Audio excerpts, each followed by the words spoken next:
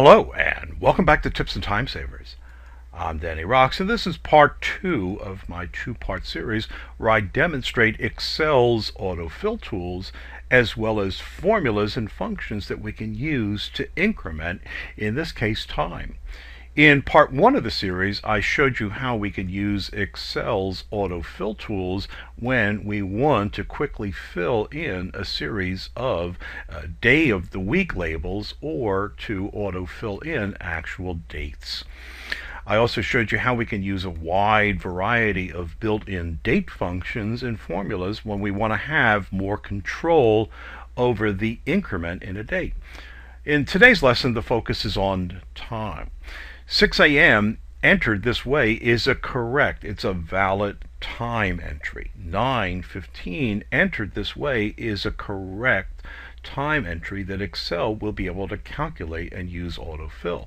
Using the 24-hour clock, also known as military time, 1900 hours is entered as a valid time entry. This could be changed in formatting to show as 7 p.m. Alright, now let's just use the autofill option over here for 6 a.m. Remember I said that it's a valid time entry. Autofill always begins by moving your mouse to the lower right corner of your starting cell and then dragging in the direction that you wish to fill the series. So when I release it, notice that each of the cells is incremented by 1 hour. If I look at the autofill options, notice that I could either create a copy of my beginning cell or fill the series. And as far as Excel is concerned for autofill, filling the series means that you increment by 1 hour. Now remember I stressed the beginning of this lesson saying 6 a.m. entered this way is a valid time entry. Notice that the entry aligns to the right side of the cell. Now let me show you what Excel actually stores in the cell for times. I use the keyboard shortcut Control tilde to toggle between what's displayed and what's stored in Excel.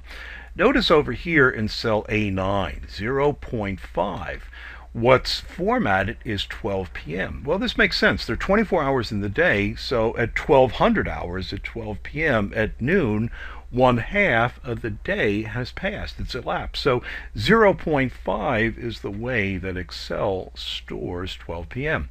6 a.m. is stored as 0.25. 1/4, 25% of the day has elapsed at 6 a.m. Now, let me show you an example of an incorrect time entry. So if I put in 6 for the hour, and if I put in a colon, and I'll put in 15 this time for the minutes. Here's an incorrect entry. If I don't allow a space, and I just put in AM, Control Enter, you see how this aligns to the left side of the cell? Correctly entered times always align to the right side of the cell. So if I try to use the autofill with my starting cell, which is a text, you see that I get copies of the text because there's no number to fill a series for. So it's not even an option there. So here's a trick. Here's the way that you can always enter a correct time.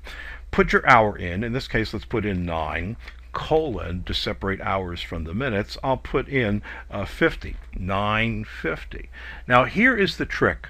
Use the space bar and then use a lowercase a for AM or a lowercase p for PM. Don't put the M in there, just the lowercase after a space, and then enter or Control Enter, and now you have a correct, a valid time entry that you can autofill. So in this case I'll fill down, and notice that the series increments this by 1 hour. There's no option in here to increment the series by the minutes. That's how we have to use formulas to be able to have control to increment by anything other than 1 hour intervals. And with 1900 hours, when I autofill, notice that it changes from 19 to 20, 21, 22, 23, and then midnight.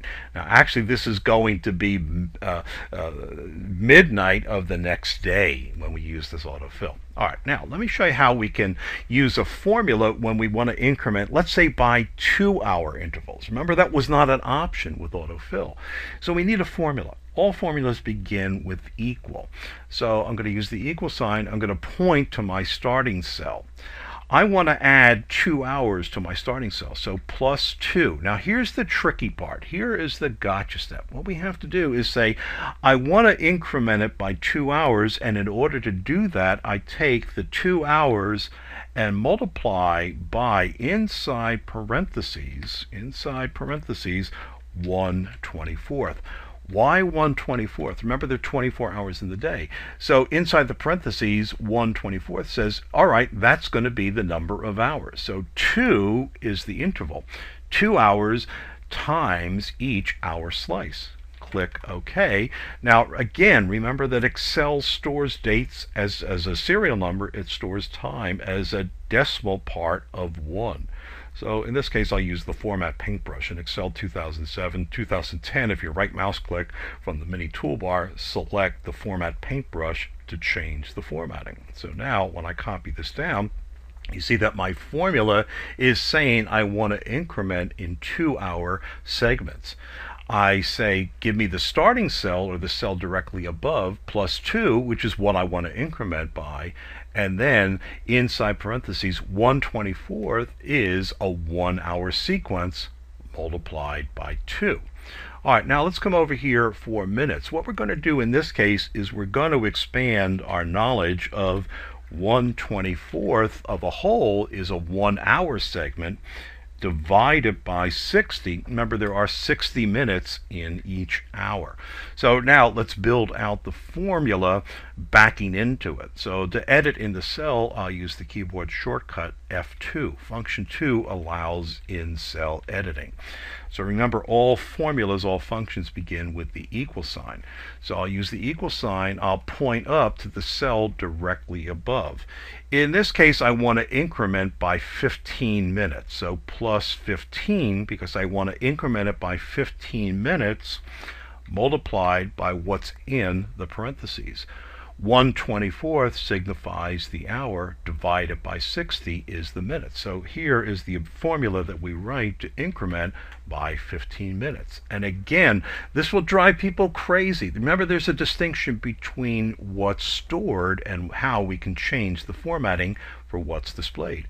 So you see, the formula increments it by 15 minutes. And again, one of the beauties of using the formula is that if I change my starting time, let's say I started at 1:45 p.m., you see all of the values then automatically update.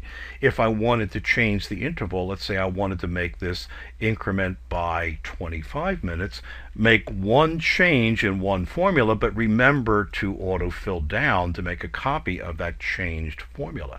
So there you've learned how to use formulas to increment by hours, include inside parentheses a 1/24th, and then pick the hour interval that you wish to increment by. When it comes to minutes, inside parentheses, 1/24th signifies 1-hour segments. Divide the hour by 60 minutes, and that's how you can increment by hours and minutes using formulas, or increment by 1-hour intervals when you use the autofill. Remember that you want to have a correct entry for time. So the hour, 3, colon, the minutes, 15 in this case, and let's make it AM. Use a space, lowercase a, and then enter or control enter. So there you've learned a very valuable tip for working with time in Excel. And I'll look for you in the next lesson.